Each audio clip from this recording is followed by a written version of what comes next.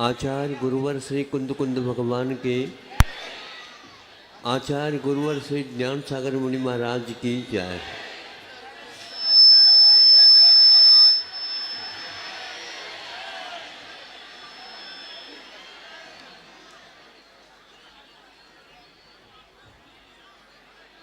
समय अपनी चाल से चल रहा है। समय के अनुसार ही अपने को चलना पड़ता है, किंतु समय हमें चलाता नहीं, हम चलना चाहिए तो सहयोग देता है। ये उसका स्वभाव है। तो चेतन का स्वभाव चेतन के पास है।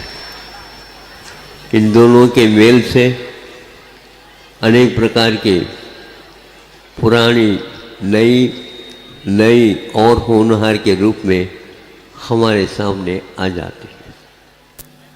कभी काल रुका नहीं, रुक सकता नहीं, फिर भी काल निष्क्रिय है। चेतन कभी निष्क्रिय हो नहीं सकता, चाहे संसार दशा में रहे अथवा मुक्त दशा में। वहाँ पर भी वह बरकरार अपनी गति कर रहा है। गति का अर्थ स्थान से स्थानांतर जाना नहीं होता। गति का अर्थ ज्ञान का परिणमन, वह अवश्य अपने संवेदन के साथ चल रहा है। आज का यह कार्यक्रम आप लोगों का द्वितीय दिवस का है। तो गर्भ कल्याण का पूर्वार्ध कल हुआ और आज ये पूर्ण होने जा रहा है। अब कल ये क्या होगा तो आप जानते ही हैं। गर्भ में आने के उपरांत निश्चित है, और उनका अकाल मरण तो होता नहीं, और आयु के कमी होते हुए मरण होता नहीं। अब यहाँ देखना है आप लोगों को।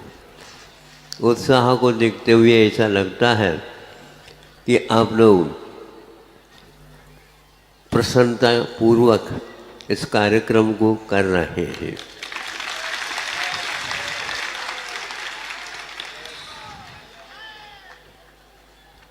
कल प्रातःकाल जो मुहूर्त है, उस मुहूर्त के अनुसार यहाँ पर आप लोगों के यहाँ एक सदस्य बढ़ेगा।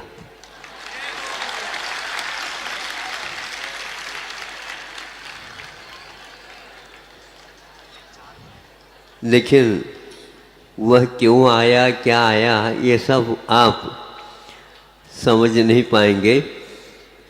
बहुत जल्दी आपको समझ में आ जाएगा, बिना इच्छा के भी समझ में आ जाएगा। पूत का लक्षण पालने में ये सुना था। गुरुजी बहुत ही इसकी व्याख्या अनूठी तरह से करते थे। उनका कहना था पूत का लक्षण पालने में का मतलब ये है, आप समझते हो पालना, लेकिन वो ऐसा अर्थ नहीं निकालते। पूत का लक्षण आज्ञा पालने में होता है।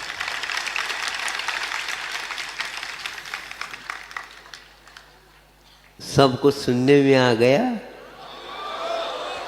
प्रसिद्ध वाक्य हाउ तो कहो। हाँ, आप लोगों को पाला होगा, पोषा होगा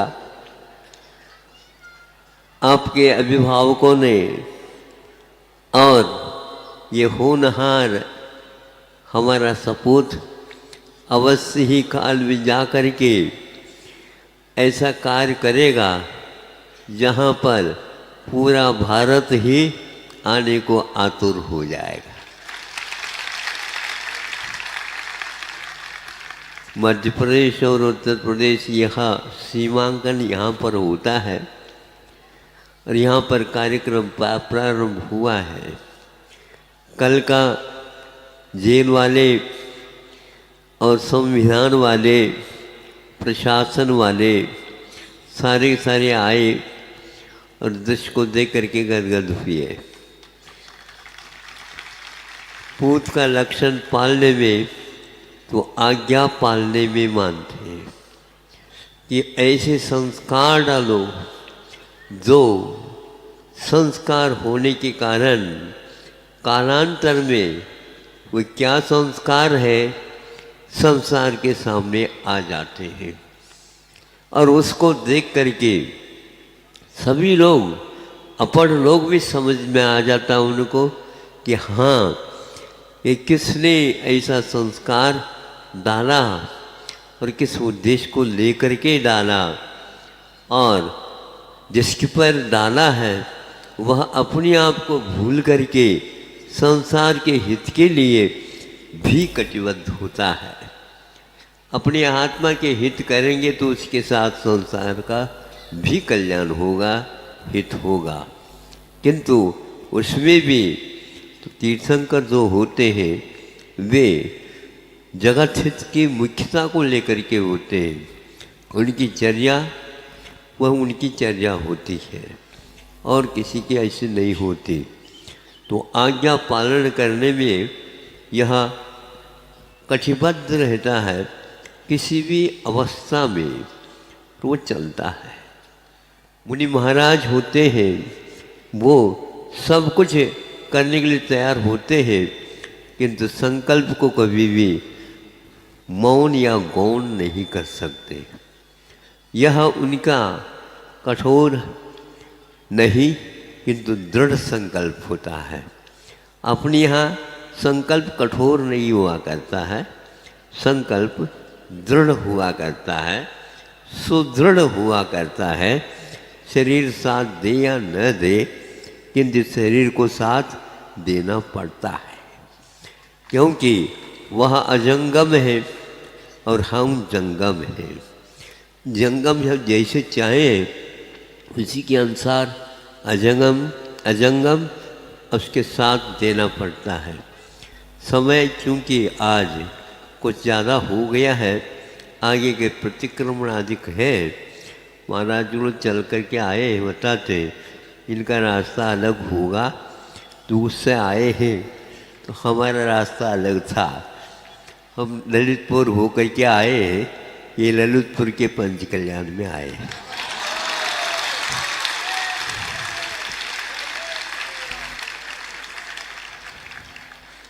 आपने इन लोगों को निमंत्रण तो दिया होगा।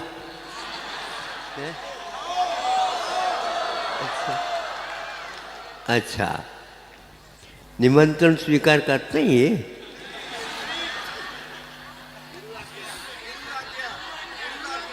अच्छा अच्छा अच्छा अच्छा, मतलब आप निमंत्रण देते रहते हैं। ओह अच्छा, बहुत अच्छा। कल से अलग और माहौल बनेगा।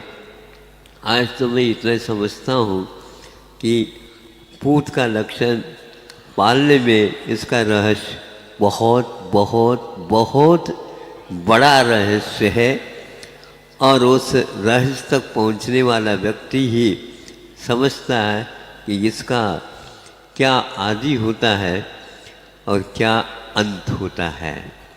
कठिनाई आदि में हो सकती है, लेकिन उसका मिठास परिपाक दशा में प्राप्त होता है। सबको उसका मिठास प्राप्त हो, इन्हीं भावनाओं के साथ अहिंसा परमो धर्म की। वो शास्त्र भेंट करने वाले तैयार हैं तो तुरंत